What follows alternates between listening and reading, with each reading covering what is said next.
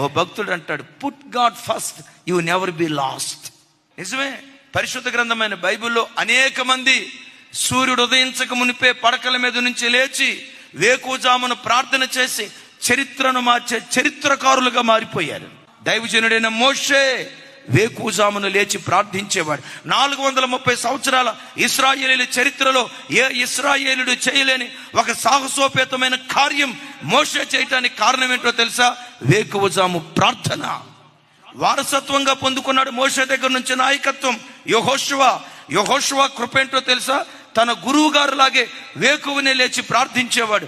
ఎంత కృప పొందుకున్నాడంటే మోషే చేసిన పరిచర్య కంటే రెట్టింపు మహిమ కలిగిన పరిచర్య చేశాడు. మోషే నాయకత్వం కనాను దాకే తీసుకొచ్చింది. యెహోషువ నాయకత్వం కనానులోనికి తీసుకొని వచ్చింది. ఆ వంశ పరంపరలో పుట్టినవాడే దావీదు. వేకువజాము ప్రార్థన అంటంతో దావీదు ఎలా ప్రార్థన చేసేవాడు తెలుసా? తూతు మంత్రంగా ప్రార్థన చేసేవాడు కాదు.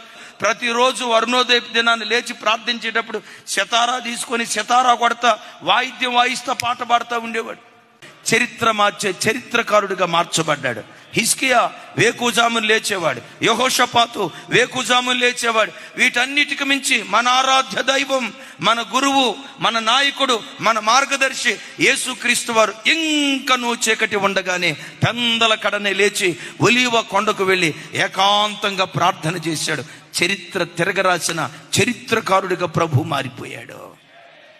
నేటికి చరిత్రను రెండుగా విభజించిన ఏకైక శక పురుషుడు, ఆరాధ్య దైవం ప్రభు.